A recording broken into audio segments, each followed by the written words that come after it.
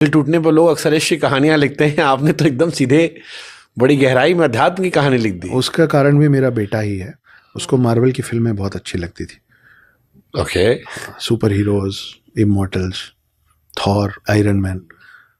तो मुझे चाहिए था कि ये हमारे कल्चर के बारे में, हमारे एंशिएंट हिंदू स्क्रिप्चर्स के बारे में सीखे, लेकिन बच्चों को याद करा पाना बड़ा कठिन है। तो जब उनको मेरे पास से ले जाया गया था, मुझे ऐसा लगा था कि 2-4-6 महीने में समझा बुझा के मैं वापस ले आऊँगा। तो उस समय मैं ये कहानी लिखनी शुरू किया था कि 6 महीने बाद जब मेरा बेटा वापस आए, तो मैं बोलूँ कि वो टाइम के कंपार्टमेंट्स में जो आपके साथ बिताने वाला समय था, वो आपके बिना भी आप ही का समय था। वो मैं आपके साथ होके आपके लिए ये एक कहानी लिख रहा था। तो आज जो देश में सबसे बड़ी किताब बनने को है, अराउंड 1 मिलियन कॉपीज अब होने वाला है सिर्फ द हिडन हिंदू का, वो मैं सिर्फ एक बच्चे के लिए लिख रहा था। लेकिन वो 2-4-6 महीने में आए नहीं। 6 महीने का 1 साल हुआ, 2 साल हुआ, होते होते 6 साल हो गया। मेरे को द हिडन हिंदू लिखते लिखते 6 साल हो गए। तब जाके वो रिलीज़ हुई 2021 में, और अब बहुत सारे बच्चे पढ़ रहे हैं। उनको 7 चिरंजीवियों का नाम याद है, दशावतार का नाम याद है, 4 युगों का डिफरेंस पता है, 4 युग कितने कितने समय के ये पता है, और बहुत सारी चीज़ें। तो वो होते होते हो गया। मैं अपनी किताब प्रमोट करने पहली दूसरी बार इधर उधर पॉडकास्ट पे गया था। टीम ने सेट कर दिया था कि पॉडकास्ट करो तो बुक के बारे में बात कर लेना। 2022 तो आपका ही दौर था, बोलते हैं लोग। वो उसे मैं दौर कहूंगा। समय तो अभी भी है, हाँ। लेकिन वो दौर था। हाँ, वो कि जब आप बाउंड्री लाइन को हर बॉल छक्का मार रहे थे। पढ़ रही थी। हाँ। मारना और पढ़ने में फर्क है। हाँ। तो ये बहुत सारे पॉडकास्ट हमने मिलियंस में पूरे इंटरनेट पे देख रखे हैं। जी, वो कारण वही था। मैं ये सब बात करने गया नहीं था। वो जो आपने बोला था बेचा, वो यहाँ लगा है मेरे को थोड़ा जोर से।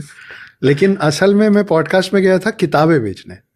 लेकिन जब बात हुई कौन हो, कहाँ से आए हो, बैकग्राउंड क्या है, लिखना कैसे शुरू हुआ, तो लिखना कैसे शुरू हुआ के जवाब में मैंने एक बार ये बता दिया। नहीं, मैंने ये सवाल इसलिए पूछा क्योंकि इस कहानी को हमेशा इसी तरह से लोगों ने पूछा।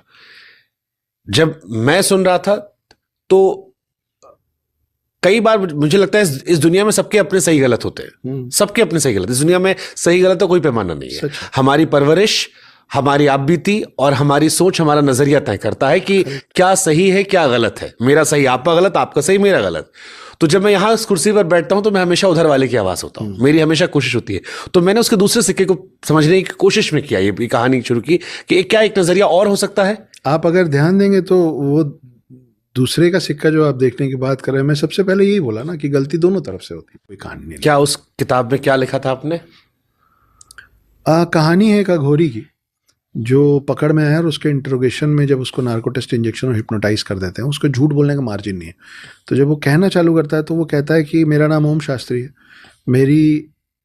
मैं मतलब अमर हूँ, इमॉर्टल हूँ, चिरंजीवी हूँ, और मैं चारों युग से जीवित हूँ। पकड़ में आया हूँ अब कलयुग में 2021 में, और मैं चारों युग जी चुका हूँ बिना मरे। मैं रामायण का हिस्सा भी था, महाभारत का भी, राम से भी मिला हूँ, कृष्ण से भी। लेकिन आई एम नन ऑफ दो 7 इमॉर्टल्स। मैं उन 7 चिरंजीवियों में से कोई नहीं हूँ। मैं वो 8वां चिरंजीवी हूँ जो अभी तक छुपा हुआ था इतिहास के पन्नों में, जिसके बारे में आपने ना कभी सुना, ना देखा, ना जाना। अब मैं बाहर आया हूँ क्योंकि मैं ढूंढ रहा हूँ उन 7 चिरंजीवियों को जिनके बारे में आप और मैं थोड़ा थोड़ा जानते हैं। हनुमान, परशुराम, अश्वत्थामा, वेद व्यास, कृपाचार्य, राजा बलि और रावण का भाई विभीषण। तो मैं इन 7 लोगों को ढूंढ रहा हूँ। अब वो प्रॉब्लम ये है कि नार्को टेस्ट इंजेक्शन और हिप्नोटिज्म के बाद वो झूठ नहीं बोल सकता। जो वो बोल रहा है वो मेडिकल साइंस के हिसाब से 2021 में सच नहीं हो सकता कि तुम कैसे हो जीवित। तो वहां से मेरी कहानी शुरू होती है। वो उसको ब्यूटीफुल थॉट। ये थॉट मतलब